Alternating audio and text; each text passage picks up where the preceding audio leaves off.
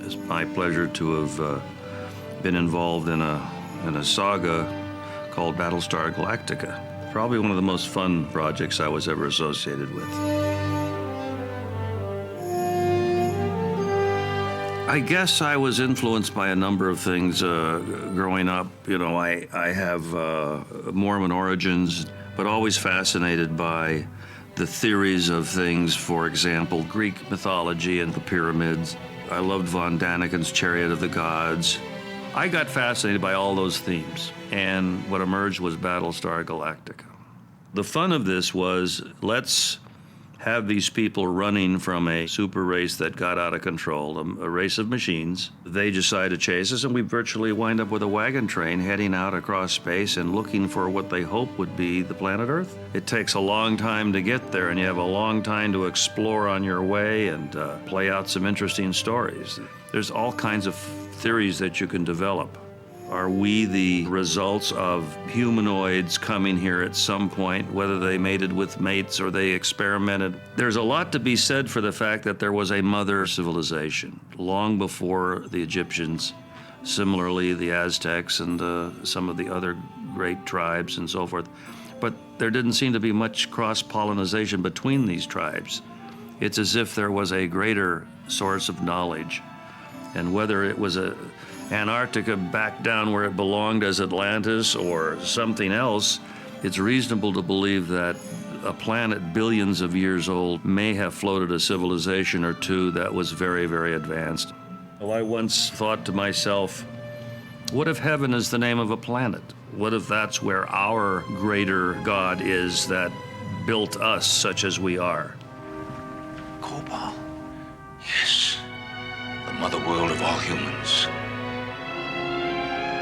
Where life began. My position on that is that we are robots of a higher God. We are a series of pumps and wiring, much like any other creature that's been created somehow. And we now have the complete DNA recipe for a human being as we know them. I mean, you know, we can now duplicate organs and do all of these things, which really makes us something that could be created in a lab or created by a god. We just sort of drew liberally on things mythological that may or may not have played a part in all of this. It's a little like the Exodus, you know? That big sneak attack was sort of Pearl Harbor in space, and what was left, they figured they had to get away to fight another day. And one of their great hopes was that they might find kindred spirits out there across the universe, but they really don't know exactly where they're going. So that builds in a structure for a series. It's the journey and the trek that's the fun, not the reaching the goal. We played with all of the concepts we all grew up with and tried to press them and expand on them. Some shows had heavy underpinning in mythology, and some were, let's just do a good Western episode. You're trying to do things that are theatrical at the same time. A man who has the keys to, for example, the priesthood, which inspires and helps him to guide the fleet and so forth. That gets into Catholicism and into Mormonism. And we weren't anxious to try to go too far too fast. We didn't want to alienate anybody from their own convictions. We just wanted to throw things out there. We ask for a sign to take us to Earth, and we ask for safety from Cylon. And look what has been given us, a madman. Patrick McNee came aboard as a mysterious character who was really mythically, or in reality, supposed to represent the devil. And we once had a shot of him lying in ashes, or so to speak. The studio wanted me to cut away from the shot because they thought maybe it was too on the nose. We shot it, but we didn't air it. We cut it.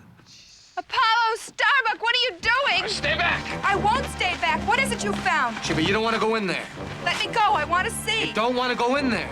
I guess I should admit it for the first time on the DVD that what you saw was cloven hooves. We weren't afraid to go with it, you know, get out there in dark and light, even dealt with the possibilities of some translated people who have been translated into perfect beings, and did episodes with a ship of lights. There's a phrase in our theology, which the glory of God is intelligence.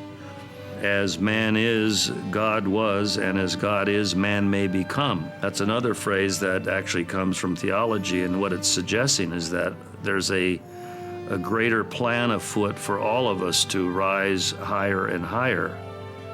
Perhaps run our own planet someday, and be in charge because we did a good job either on Earth or out there in some of those planets.